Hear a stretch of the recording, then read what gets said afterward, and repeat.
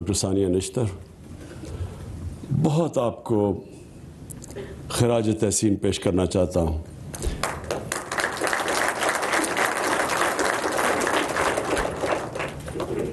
جس جذبے سے، جس محنت سے آپ نے یہ سارے احساس کے پروگرامز کو ڈیولپ کیا، یہ کبھی بھی صرف کوئی نوکری پیشہ انسان نہیں کر سکتا۔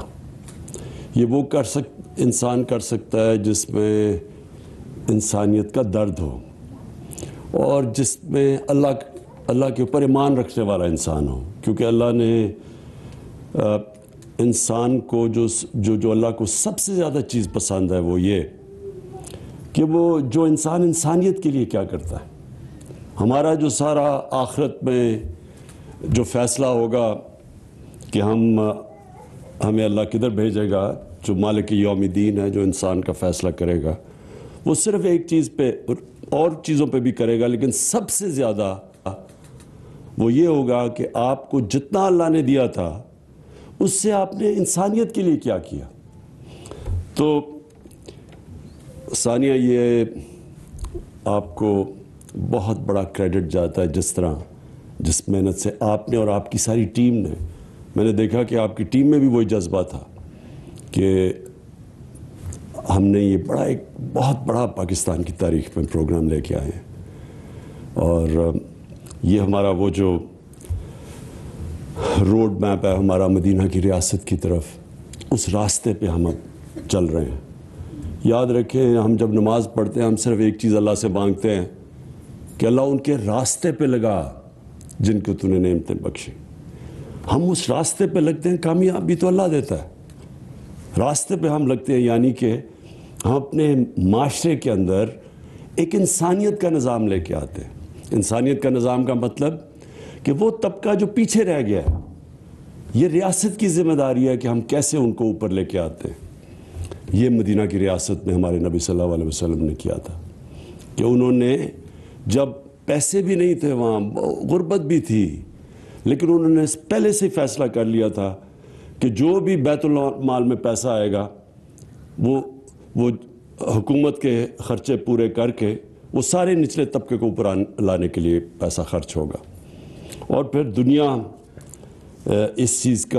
دنیا کی تاریخ اس چیز کی گواہ ہے کہ وہ پھر ایک ریاست اس کے اوپر جو کھڑی ہوئی، کئی 100 سالوں تک انہوں نے دنیا کی امامت کی۔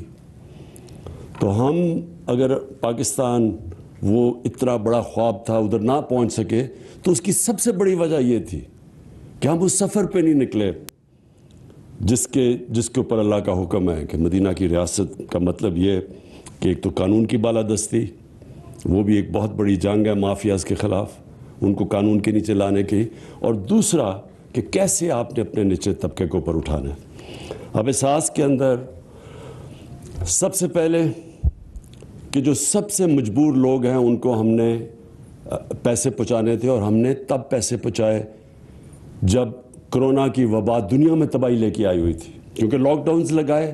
لاک ڈاؤن کا مطلب یہ کہ سارا کاروبار بند ہو گیا۔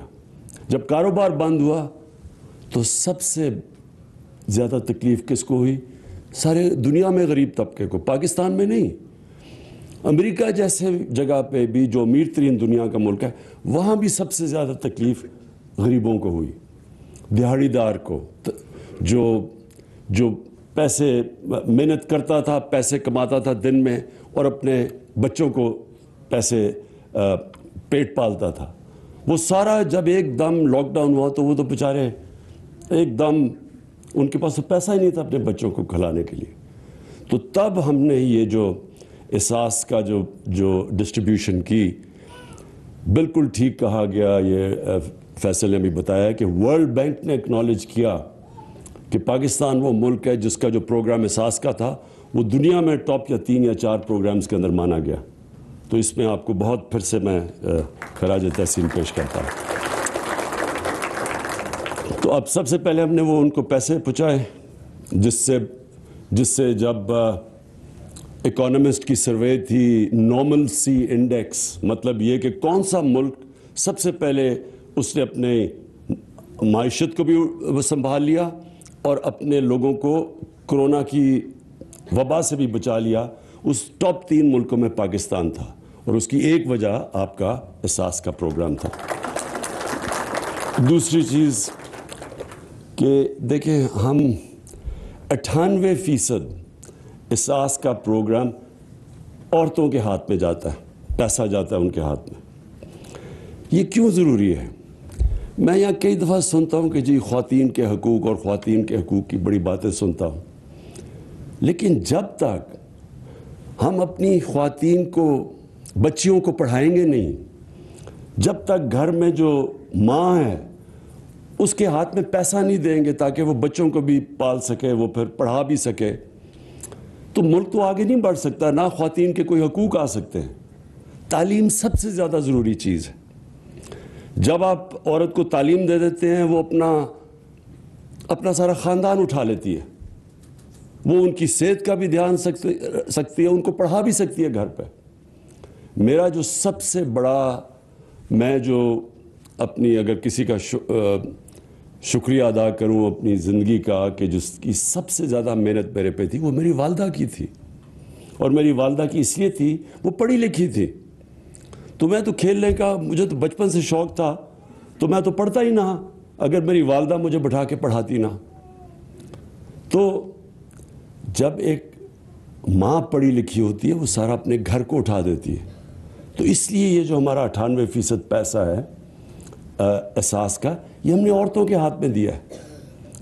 اور پھر یہ جو ہم نے بچے جو اسکول سے باہر ہیں، اور یہ بھی ایک بہت بڑا ہمارا المیہ ہے کہ ہم نے کبھی توجہ ہی نہیں دی کہ ہمیں اتنے زیادہ تعداد میں ہمارے بچے اسکولوں میں نہیں جاتے، تو اس کے لیے بھی احساس کا یہ بہت زبردست پروگرام ہے۔ سٹائپنڈ دیتے ہیں، اور لڑکیوں کو زیادہ سٹائپنڈ دیتے ہیں کہ زیادہ ضروری ہے کہ لڑکیاں اسکول میں جائیں ہماری۔ پھر اسکالرشپس میں بھی اکثریت لڑکیوں کی ہے، اسکالرشپس جو ان کو ملتی ہے، کیونکہ ہم سب کو احساس ہے کہ جب تک ہم اپنی خواتین میں انویسٹ نہیں کریں گے، یہ ملک اوپر نہیں آ سکتا۔ تو یہ بھی ایک یہ ہمارا دوسرا۔ اور پھر تیسرا سٹنٹنگ میں پھر سے جن لوگوں کو نہیں پتا کہ جب ایک بچے کو پہلے اپنی زندگی کے 3 سال میں خوراک پوری نہیں ملتی، اس کا نہ قد پورا پہنچتا ہے اور نہ اس کی جو برین ہے وہ پوری طرح بڑی ہوتی ہے۔ یہ اتنا بڑا ظلم ہے کہ ایک بچے کو آپ پہلے سے زندگی کی ریس میں پیچھے چھوڑ دیں، صرف اس لیے کہ ہم اس کو خوراک نہیں پوری دے سکتے، اور یہ کبھی کسی نے اس کے اوپر توجہ نہیں دی۔ ابھی بھی ہمارا یہ پروگرام اب پہلے پائلٹ پروجیکٹ کیا گیا، اور اب ہر ڈسٹرکٹ کے اندر یہ شروع ہوگا۔ اس کے اندر پیسہ بڑا چاہیے۔ ہم انشاءاللہ، میں آپ کو سب کو، یہ میری اپنی قوم سے وعدہ ہے کہ جیسے جیسے آپ ہمیں ٹیکس دیتے رہیں گے، اور ہماری ٹیکس بڑھتا جا رہا ہے، اللہ کا شکر ہے، ریکارڈ ٹیکس ہے پاکستان میں اس وقت۔ یہ ٹیکس نہ ہوتا تو نہ میں تیل اور ڈیزل اور بجلی میں چھوٹ نہ دے سکتا لوگوں کو، جو ہم نے 10 روپے تیل اور ڈیزل کم کیے، اور ہم نے جو بجلی 5 روپے یونٹ کم کیا ہے، یہ صرف اس لیے کہ ہمارا ٹیکس کلیکشن بڑھی ہے۔ تو جس طرح مدینہ کی ریاست میں جب بھی پیسہ آتا تھا بیت المال میں، تو وہ اسٹیٹ کی ضروریات پوری کر کے وہ سارا نچلے طبقے پہ چلا جاتا تھا۔ یہ وہ ماڈل تھا۔ ہماری بھی پوری کوشش ہوگی کہ جیسے جیسے ہمارا ٹیکس بڑھے، پورا زور لگے گا کہ ہم نچلے طبقے کو اوپر لے کے جائیں، جس میں یہ دونوں چیزیں ہیں، یہ سٹنٹنگ کے اوپر بھی ہم، اور یہ سب سے ضروری یہ ہے کہ ہم بچوں کو، ماں کو پوری خوراک ملے، بچے کو خوراک ملے، تاکہ وہ زندگی کی ریس میں پیچھے نہ رہ جائے سٹنٹنگ کی وجہ سے۔ اور یہ ساری ڈسٹرکٹس میں جائے گا، اور پھر جیسے جیسے پیسہ آتا جائے اس کے اوپر ہم اور پیسہ خرچ کریں گے۔ اور پھر یہ جو آج اصل میں ہماری پوری تیاری سے اب لانچ کر رہے ہیں احساس راشن، وہ اس لیے کہ دنیا میں مہنگائی کی لہر آ گئی ہے۔ یہ میں آپ سب کو یہ سمجھانا چاہتا ہوں کہ یہ صرف پاکستان میں اتنی مہنگائی نہیں ہے، پاکستان بلکہ دنیا میں ابھی بھی سستا ترین ملک ہے۔ ہماری جو آج ڈیزل اور پٹرول ہے وہ دبئی سے، یو اے ای سے سستا بک رہا ہے، ان کا اپنا زمین سے تیل نکلتا ہے، اس سے سستا آج ہم پاکستان میں ڈیزل اور پٹرول دے رہے ہیں، سارے بر صغیر میں سب سے سستا ہے، تاکہ لوگوں کے اوپر بوجھ نہ پڑے، کیونکہ جب ڈیزل اور پٹرول مہنگا ہوتا ہے، ٹرانسپورٹ مہنگی ہوتی ہے، اس سے ساری چیزیں مہنگی ہو جاتی ہیں۔ تو ہم نے وہ مہنگائی روکنے کے لیے یہ بہت بڑی سبسڈی دی ہے. اور اب یہ جو احساس راشن ہے ہمارا، اس کا مقصد ہی صرف یہ ہے کہ 2 کروڑ خاندان کو ہم یہ دیں گے کہ احساس راشن سے وہ کریانہ سٹور میں جا کے، یوٹیلیٹی سٹورز پر جا کے 30% آٹا، گھی اور دالوں کے اوپر وہ ڈسکاؤنٹ لے لیں، یعنی 30% کم پہ ان کو ملیں گی اگر وہ یہ ہماری احساس راشن کے اندر رجسٹرڈ ہیں، جو کہ 2 کروڑ خاندان ہیں. یہ بھی مقصد یہ ہے کہ لوگوں کے اوپر یہ جو بوجھ مہنگائی کا ہے وہ لوگوں کے اوپر ہم کم کریں. اور پھر میں وعدہ کرتا ہوں کہ انشاءاللہ جیسے ہی ہمارے پاس ٹیکس بڑھتی جائے گی، ہماری پوری کوشش ہوگی کہ ہم اور مدد کریں اس طبقے کی جو اس وقت مہنگائی کی لپیٹ میں ہے.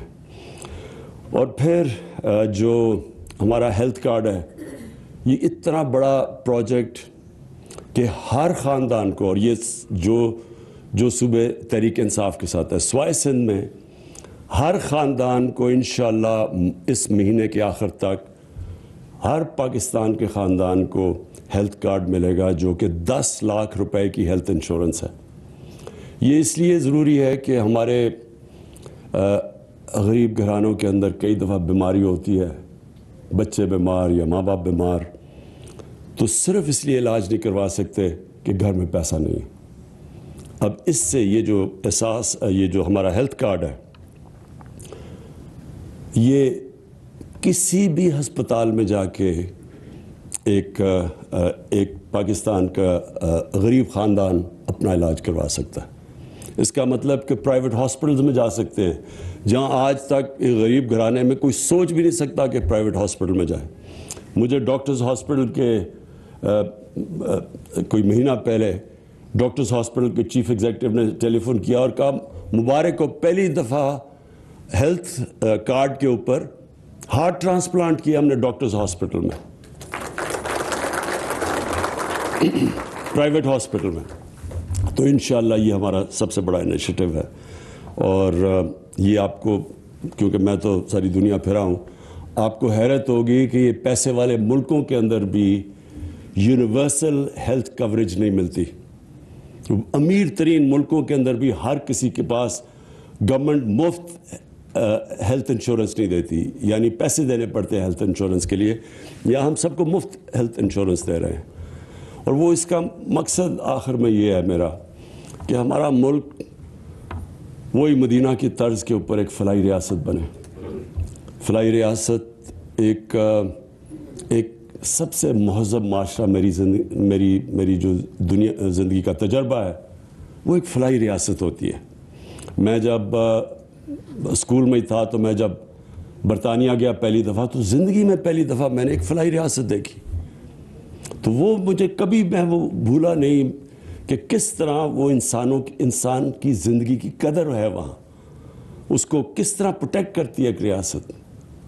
تو وہ، اور پھر ہمیں پتہ چلا کہ یہ تو مسلمانوں کی مدینہ کی ریاست سے ساری دنیا میں پھیلی ہے فلاحی ریاست.